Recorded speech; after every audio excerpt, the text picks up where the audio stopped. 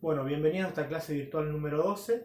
En esta clase virtual vamos a avanzar un poquitito con lo que habíamos empezado a ver en la clase anterior, que era el primer principio de la termodinámica para un sistema abierto con movimiento permanente de masa o de sustancia.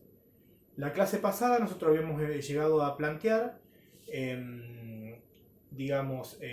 habíamos estudiado un sistema en el cual el movimiento era permanente, es decir, era constante la circulación de masa, por lo cual habíamos definido que las energías que podían ser asociadas a la masa en una sección 1 de entrada al sistema tenían que ser iguales a las secciones 2 o de salida del mismo, por lo cual habíamos planteado, basándonos en el principio de conservación de la energía, este principio para un sistema abierto, en el cual a medida que iba circulando masa por el mismo, en forma neta, el sistema intercambiaba con el medio exterior calor y trabajo.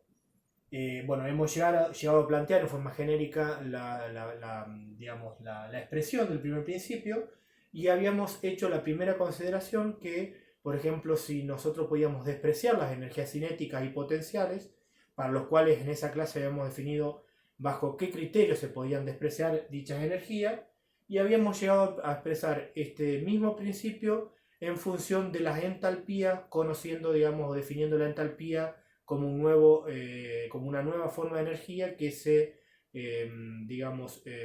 componía de la energía interna y del trabajo de flujo. Nosotros habíamos definido que la entalpía, que la vamos a denominar con la letra I minúscula, era igual a la energía interna más el trabajo o el equivalente térmico del trabajo de flujo. Por lo cual, si yo podía atribuir energía interna en un estado 1 o en una sección 1 de estudio del sistema, podía también atribuir el trabajo de flujo en una sección 1 o de entrada del sistema. Para lo cual, podía decir o establecer que la masa iba a tener una cierta entalpía 1 de entrada, que le podía asumir en esa sección de estudio. Como también podía definir que a la salida iba a tener una entalpía 2, que iba a ser igual a la energía interna 2 más el trabajo de flujo 2. Y así habíamos llegado a definir en función de del primer principio en función de la entalpía. Una cosita que me faltó agregar o aclarar cuando vimos el primer principio despreciando las energías cinéticas y potenciales, esa consideración está muy presente, por ejemplo, en compresores de aire que pueden ser a tornillo o a pistón con movimiento alternativo, en algunos generadores de vapor, incluso en las máquinas térmicas, en la mayoría de las máquinas térmicas de combustión interna. Por ejemplo, yo lo que quiero aclarar es para que nos entre mejor el concepto práctico de lo que sería un trabajo de flujo. Si yo, por ejemplo, tengo un compresor, a pistón, un compresor con movimiento alternativo a pistón, un clásico compresor, por ejemplo, donde tengo la tapa del cilindro donde están las válvulas, una puede ser una válvula de admisión y una válvula de escape del aire, y digamos dicho pistón que se mueve dentro del cilindro, para nosotros el cilindro y la cabeza del pistón nos va a definir nuestro sistema, y el cilindro con respecto a la tapa va a ser nuestra superficie ideal que va a separar el sistema del medio exterior. Los pistones, digamos, dentro de los cilindros tienen un movimiento alternativo, ascendente y descendente, para lo cual se va a definir, en todos estos tipos de máquinas se define lo mismo, un punto muerto superior y un punto muerto inferior. Es decir, en forma ascendente hasta qué punto dentro del cilindro llega el pistón, y en forma descendente hasta qué punto llega el pistón en carrera descendente. Fíjense que, por ejemplo, si yo quisiera saber, digamos, o conocer el trabajo de flujo 1, ese trabajo de flujo 1, por ejemplo, para un compresor va a ser el trabajo que el medio exterior va a tener que entregar en contra del sistema o hacia el sistema para poder, introducir el aire en carrera del pistón descendente para después lograr la transformación de la compresión. Si yo vuelvo a la fórmula y digo que el trabajo de flujo es la presión por el volumen específico o volumen total, si ponemos volumen total lo vamos a ver un poquitito mejor. la presión va a ser la presión con la condición de entrada que esté entrando, por ejemplo, el aire a nuestro sistema, a nuestro cilindro del compresor en etapa descendente. Y ahora, el volumen, digamos, esa cantidad de volumen que nosotros vamos a necesitar desplazar, lo va a definir el sistema, es decir, va a ser la capacidad del cilindro cuando el pistón se encuentra en el punto muerto inferior. Si en este caso ponele que sea ahí el punto muerto inferior, y acá tendríamos el cilindro, toda esta cavidad para nosotros va a ser el volumen de aspiración. Y ese volumen de aspiración va a ser igual al volumen que va, digamos, intervenir en el cálculo del trabajo de flujo, porque es todo ese volumen que yo necesito, que va a ser desplazado por, digamos, y va a ser entregado por el medio exterior hacia el sistema para después lograr la compresión. Entonces, para mí, la presión va a ser la presión de entrada, condición de entrada, y el volumen va a ser el volumen total de aspiración. Esto para que hagamos un poquito más práctico, digamos, cuando nosotros necesitamos definir un volumen para calcular un trabajo de flujo. Fíjense que en la mayoría de los casos va a ser así. El volumen, digamos, de entrada de masa lo termina definiendo el sistema. Puede haber casos que no, pero en la mayoría, digamos, el volumen de entrada lo define el sistema, como es en este caso. En cambio, cuando nosotros vamos a calcular un trabajo de flujo 2, que en este caso el trabajo de flujo 2 lo entrega, digamos, el sistema hacia el medio exterior para poder expulsarlo al aire comprimido hacia, por ejemplo, un tanque o un pulmón de reservorio, en este caso el volumen va a ser prácticamente el volumen de la cámara de compresión. Es decir, cuando el pistón esté llegando casi al punto muerto superior y el fluido, en este caso el aire, esté en las condiciones de ser expulsado con las condiciones que necesitamos nosotros, digamos, para poder trabajar. Una presión que está entre los 7 y 8 kilos. Entonces, para nosotros el trabajo de flujo va a estar delimitado en estas nuevas condiciones, es decir, por la cámara de compresión, por el cual en ese momento se abre la válvula de un flap o una válvula de salida y manda el aire comprimido en las condiciones que necesito hacia un tanque, hacia un pulmón. Fíjense en este caso ese trabajo de flujo 2, volumen 2, volumen 1, ese trabajo, digamos, la presión son las presiones en las nuevas condiciones de compresión y el volumen es el volumen ya de la cámara de compresión. Esto acá vemos un poquito más práctico lo que sería la aplicación de un trabajo de flujo. Otra cosita que quería comentarles para verificar que todo siempre se va basando en lo mismo y en la conservación de la energía, nosotros habíamos llegado a expresar, digamos, que el primer principio, despreciando las energías cinéticas y potenciales, era igual al calor más la energía interna 1 más el trabajo de flujo 1, que era igual al equivalente térmico del trabajo de circulación más la energía interna 2 más el trabajo o el equivalente térmico del trabajo de flujo 2. Esto era no considerando las energías cinéticas y potenciales. Fíjense, esta es la forma más resumida. Y no en función de la entalpía, sino siempre trabajando con energías internas y trabajo de flujo. Fíjense que si nosotros recordamos cuando planteamos el primer principio para un sistema cerrado, que sería el capítulo anterior, y en lo cual usamos para resolver la guía práctica número 2, nosotros habíamos llegado que el primer principio para un sistema cerrado con una transformación abierta que no cumple un ciclo, el calor era igual a la variación de energía interna más el A por L o el equivalente térmico del trabajo. Por lo cual decíamos que si el sistema era cerrado, este tipo de trabajo era un trabajo de sistema cerrado. Por eso acá aparecía este nuevo trabajo de circulación, porque era un sistema abierto. Es decir, mientras está circulando masa, y esas masas vienen acompañadas de ciertas energías que me dan aporte o que me sacan energía del sistema, mientras está pasando eso en un determinado tiempo, en forma neta, el sistema intercambia trabajo y calor con el medio, según sus signos y según, digamos, su sentido de circulación, en función si es una máquina térmica o una máquina frigorífica. Nosotros siempre en forma analítica planteamos en forma general. Fíjense a lo que yo quiero llegar acá. Si yo reemplazo a lo que es igual el calor en esta fórmula, o sea, reemplazo 1 en 2, o sea, voy a reemplazar a lo que es el calor en esta parte de la fórmula. Vamos a reemplazar el calor para el primer principio, para un sistema cerrado, era igual a delta U más el equivalente térmico del trabajo de sistema cerrado más el trabajo de flujo 1, para que me olvide de la energía interna. Vamos a corregir. Esto es igual al calor más la energía interna 1 más el trabajo de flujo 1, me falta el ahí, el equivalente térmico del trabajo de flujo 1, es igual al equivalente térmico del trabajo de circulación más la energía interna 2 más el equivalente térmico del trabajo de flujo 2. Si vamos acomodando un poquitito la fórmula, fíjense, si yo paso delta U más el equivalente térmico del trabajo de sistema cerrado, paso la energía interna de este lado, más el equivalente térmico del trabajo de flujo 1, es igual a A por, digamos, el equivalente térmico del trabajo de circulación, más la energía interna 2, paso la energía interna 1 de este lado, menos la energía interna 1, más el trabajo, el equivalente térmico del trabajo de flujo 2. Fíjense que U2 menos U1 es delta U. O sea, la variación de cualquier tipo de magnitud siempre es la diferencia entre las magnitudes conocidas en dos estados diferentes. O sea, delta U es U2 menos U1. Lo tengo en ambos miembros de la ecuación, los dos sumando, lo podría estar simplificando.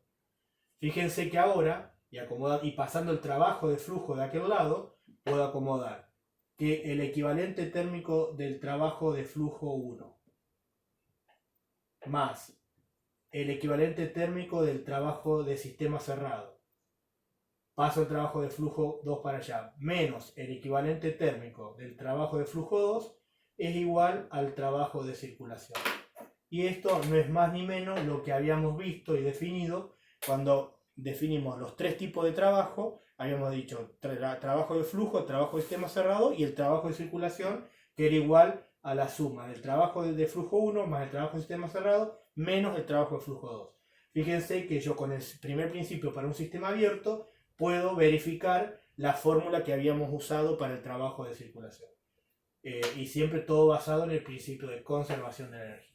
Bueno, dicho esto, que por ahí me faltó la clase anterior, pero se estaba haciendo un poquitito larga, vamos a empezar a ver otros casos particulares del primer principio de la termodinámica para un sistema abierto en el cual el movimiento, siempre recuerden, para nosotros estamos estudiando un movimiento permanente, es decir, la circulación de la masa es constante. El caso que vamos a ver ahora va a ser la circulación de un fluido incompresible por tuberías. Bueno, yo en este caso fíjense que dibujé un pequeño diagramita de un sistema. Si estoy hablando de la circulación de un fluido incompresible, digamos, donde el mismo tiene la propiedad de no poder ser comprimido, o sea, de no poder variar su volumen a costa de un aumento de la presión, digamos, indirectamente, para que lo tengamos claro, estamos hablando de un fluido en estado de agregación líquido. Es decir, los líquidos son prácticamente incompresibles. ¿Por qué? Porque si yo lograría, ante un pequeño diferencial de volumen por un producto de una compresión, las elevaciones de presión serían exponenciales para un líquido. Por lo cual esto explica un montón de sucesos físicos dentro de cañerías, como si después lo quieren googlear, es el golpe de Ariete. El golpe de Ariete, digamos, es un fenómeno físico que se da en tuberías de gran tamaño donde hay mucha masa en circulación y puede estar presente, por ejemplo, ante el cierre brusco de una válvula, por lo cual en forma muy brusca tiene que detenerse ese fluido que está circulando, por lo cual puede lograr roturas en cañería, roturas en válvula y demás. Incluso a veces se escuchan ruidos en cañerías que justamente el golpe de Ariete estaría explicando eso. Para nosotros entonces vamos a estudiar el caso de un fluido, de un líquido incompresible, circulando por una tubería. Yo en forma genérica al sistema lo dibujé como una cañería que no mantiene constante la sección, por lo cual para nosotros, al no mantenerse constante la sección, podemos ya asumir que las velocidades en dos secciones de estudio no van a ser iguales. Y bueno, y he establecido estas cositas más. Vamos a utilizar el mismo criterio como cuando arrancamos la clase pasada el otro análisis. Sobre esta tubería yo voy a establecer una sección 1 y una sección 2 de estudio. En esas secciones 1 y 2 de estudio voy a poder atribuir, por ejemplo, en la parte central de la tubería, un punto de estudio donde voy a poder asumir que la masa que está circulando o el fluido, el líquido que está circulando por esa sección de estudio, le puedo atribuir una velocidad, le puedo atribuir respecto a un plano de comparación una altura 1, y le puedo atribuir que tiene condiciones, por ejemplo, de volumen específico o volumen total y de presión en esa sección de estudio que tiene ciertos valores. En una sección 2 de estudio voy a poder atribuir también los diferentes parámetros. Para mí va a tener una velocidad 2 atribuida en esa sección, una presión y un volumen que seguramente por no mantener constante la sección va a ser distinta a la sección 1, una altura 2 con respecto a un plano de comparación, y bueno, y nada más. Las particularidades que nosotros vamos a tener en cuenta acá, que mientras está circulando el sistema, digamos, la masa por el sistema, nosotros vamos a despreciar el trabajo. Es decir, para nosotros el trabajo, el sistema, vamos a despreciar los trabajos de rozamiento, etc. Y vamos a decir que el sistema no intercambia con el medio exterior ningún tipo de trabajo, por lo cual el equivalente térmico del trabajo de circulación para nosotros va a ser 0, que no va a intercambiar energía en forma de calor con el medio exterior, por lo cual Q igual a 0. Y por lo cual vamos a poder también atribuir que las energías 1 interna 1 y la energía interna 2 son iguales por considerar que no hay variación de temperatura entre esas dos secciones de estudio. Es decir, yo establezco sobre la cañería 2 secciones de estudio y hago este tipo de consideraciones. Desprecio los trabajos de pérdida por rozamiento del fluido con la tubería. Digo que no va a intercambiar calor con el medio exterior, y que por no haber una variación de temperatura atribuible, asumo que las energías internas en ambas secciones de estudio son iguales. Por lo cual, si yo quiero plantear el primer principio de la termodinámica para sistemas abiertos, digamos, con este tipo de consideraciones, vamos a plantearlo para que quede bien claro la forma general. Calor más energía interna 1 más energía cinética 1 más energía potencial 1 más el equivalente térmico del trabajo de flujo 1 era igual al equivalente térmico del trabajo de circulación neto más la energía interna 2 más la energía cinética 2 más la energía potencial 2 más la energía, el equivalente térmico del trabajo de flujo 2. Entonces vamos a aplicar a esta fórmula general estas consideraciones. No tengo en cuenta el trabajo, no tengo en cuenta el calor, y las energías internas en ambas secciones de estudio son iguales, por lo cual no las voy a tener en cuenta. Entonces la nueva expresión me queda como que la energía cinética 1 más la energía potencial en la sección 1 de estudio más el trabajo de flujo 1 es igual a la energía cinética 2 más la energía potencial 2 más el trabajo de flujo 2. Entonces, en forma genérica, llegamos a la expresión del primer principio para un sistema abierto aplicado a fluidos incompresibles que circulan por cañería. Vamos un paso más, vamos a empezar a desarrollar la fórmula. Aquí era igual a la energía cinética, potencial y el trabajo de flujo. La energía cinética habíamos definido que para nosotros era igual al equivalente térmico del trabajo por la velocidad 1 al cuadrado, sobre 2 por G sub C. Recuerden que nosotros en la clase anterior habíamos hecho este análisis. Habíamos partido de la energía cinética para el sistema internacional en el Joule, habíamos llevado con el factor de conversión G sub C a kilográmetros y con el equivalente térmico de trabajo a unidades térmicas en kilocalorías. Y recuerden que no nos figura la masa para nosotros, ¿por qué? Porque este balance energético, digamos, las unidades van a estar en unidades específicas, es decir, en kilocalorías sobre kilogramo. Todos los cálculos que podamos devengar de la aplicación de esta fórmula van a dar en kilocalorías sobre kilogramo. Si yo pondría la masa en cada uno de los términos, o trabajaría con volúmenes totales en vez de específicos y pondría la masa en cada una de las energías, ya las unidades serían en kilocalorías o ya serían energías totales, no más específicas. Definir qué es por unidad de masa después me va a llevar a tener que conocer la cantidad de masa o el gasto que hemos dicho que era la cantidad de masa que circulaba en un determinado tiempo para poder conocer las energías totales o netas. Esto era la energía cinética 1 más la energía potencial 1, que era igual al equivalente térmico del trabajo por la aceleración de la gravedad por la altura 1 sobre el factor de conversión G sub C. El trabajo de flujo 1 era igual al equivalente térmico de trabajo por la presión 1 por el volumen específico 1. Y acá se repite exactamente lo mismo. Energía cinética 2 es igual equivalente térmico de trabajo por W2, velocidad 2 al cuadrado, sobre 2 por el factor de conversión G sub C, que era igual a 9,8. En valor absoluto era igual a la aceleración de la gravedad, pero recuerden que en unidades no era lo mismo, más la energía potencial 2, que era igual equivalente térmico de trabajo por aceleración de la gravedad por altura 2 sobre G sub C, el factor de conversión. Y me queda agregar el trabajo de flujo 2. El trabajo de flujo 2 es el equivalente térmico del trabajo por la presión 2 por el volumen específico 2. Bueno, lo que hemos logrado ahí, acá sí es en forma analítica llegar a la expresión general del primer principio de la termodinámica para un sistema abierto aplicado a cañerías en donde cual estaría circulando un fluido incompresible, o sea, estaríamos hablando de un líquido. Bueno, permítanme borrar acá, nos vamos a seguir un poquitito más abajo y después voy para arriba.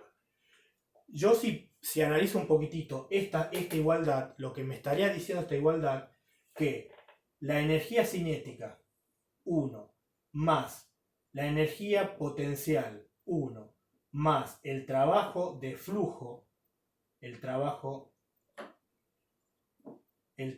de flujo 1, si digamos, esto sumando se tendrían que ser igual a los sumandos en una sección 2 de estudio, o podría plantearla para n secciones de estudio, lo que me estaría asegurando este primer principio, que esta sumatoria tendría que mantenerse constante. Esto es muy importante. Es decir, que para un líquido que está circulando por una cañería, la sumatoria de la energía cinética, potencial y el trabajo de flujo en una sección de estudio debe mantenerse constante en todas las secciones de estudio. Para lo cual, lo que me estaría definiendo en forma indirecta es que si hay alguna variación dentro de la cañería, o de la energía potencial, o del trabajo de flujo en función de haber variado la presión o el volumen específico, o de la energía cinética, se tiene que acomodar cualquiera de los otros sumandos para que justamente esta expresión se mantenga constante. Es decir, que si baja la energía cinética, producto de que el fluido ha disminuido su velocidad, producto de un aumento de la sección de la cañería, seguramente tendrá que, acomodarse, esto sumando o aumentar la energía potencial, o si físicamente no puede aumentar la energía potencial porque la altura, se mantiene constante, tendrá que cambiar el trabajo de flujo. Es decir, tendrá que aumentar la presión, en este caso, para poder definir que se mantenga constante esta expresión. Es decir, que normalmente eso es lo que pasa, que si hay una variación, en este caso de energía, producto de una baja de la velocidad, tendrá que aumentar la presión para que se mantenga constante esta expresión del primer principio. Y esto es la expresión,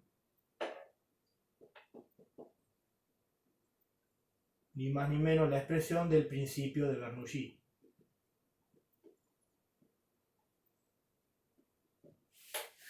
Digamos que si ustedes van al libro, lo que van a ver es que se puede, se podría avanzar un poquitito más en el desarrollo de esta fórmula y llegar a una fórmula en función del peso específico, del fluido que está circulando por esa tubería. El concepto de peso específico es el peso de la unidad de masa, es algo medio parecido a la densidad, pero la densidad es la masa por la unidad de volumen, el peso específico es el peso de la unidad de masa.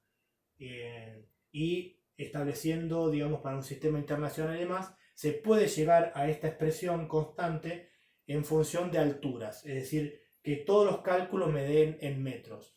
Y lo que me dice el principio de Bernoulli es que los aportes que haga en altura, la velocidad, el aporte que haga en altura, la presión, la energía potencial, o sea, la altura del mismo, y el trabajo de flujo, se tiene que mantener constante en todas las secciones, que es más o menos lo que yo les expliqué recién, un poquitito más práctico. Es decir, que la sumatoria de estas energías y el trabajo de flujo se tiene que mantener constante. Por lo cual, si hay una que está variando, las demás se tienen que acomodar para que se pueda mantener constante. Normalmente lo que pasa es eso. Digamos que si ha variado la energía cinética, en el caso, por ejemplo, que disminuya por un ensanchamiento de la sección o un agrandamiento de la sección, lo que va a suceder es que va a aumentar la presión para poder, digamos, justamente establecer que sea constante esto acá, porque normalmente la energía potencial, en función de una altura, digamos, la cañería siempre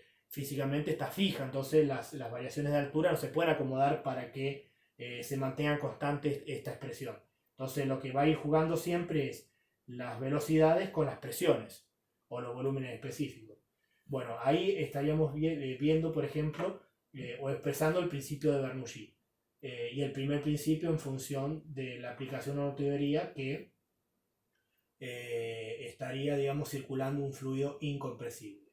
El principio de Bernoulli, por ejemplo, es algo muy práctico que se da, por ejemplo, para que, digamos, aparezca la fuerza de sustentación de un avión, en el cual, por ejemplo, si yo puedo encauzar en un ala de un avión un fluido, digamos, para que el fluido, digamos, el aire que está circulando por el ala de un avión se encauce por encima de la misma del ala, es decir, yo podría dibujar, prácticamente tiene como una especie de esta figura geométrica, un ala de un avión. Digamos, ¿qué es lo que estaría haciendo esta forma geométrica? Por ejemplo, si yo estoy analizando el aire que está circulando o que va a ir, digamos, rozando con el ala, la forma geométrica lo que hace es que la mayor cantidad de aire se vaya encauzando por arriba de la misma y que por debajo de la misma, digamos, vaya menos cantidad de fluido. Por lo cual, si yo esto lo estaría estudiando en una sección, lo que voy a tener en la misma es que la velocidad del fluido por encima del ala va a aumentar considerablemente por esta forma geométrica que está obligando a la mayoría del fluido a ir por encima y, digamos, menos fluido va a ir por abajo. Entonces, si aumenta la velocidad por encima, la velocidad del fluido del aire por encima, va a estar, en este caso, aumentando la velocidad y disminuyendo la presión. Para lo cual, si yo tengo que mantener constante esto que hablábamos, si por encima está disminuyendo la velocidad, va a estar aumentando la presión.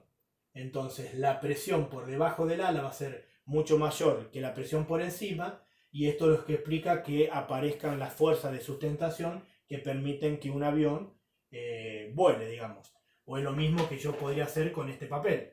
Por ejemplo, si yo pongo este papel por encima de mis labios,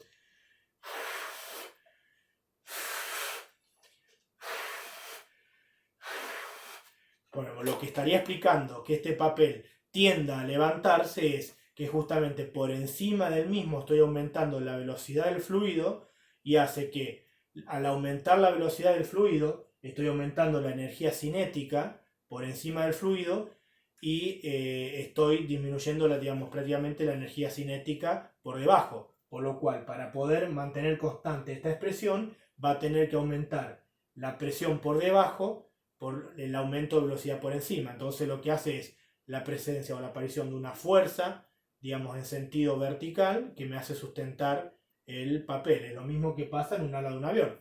Por ejemplo, esto es lo que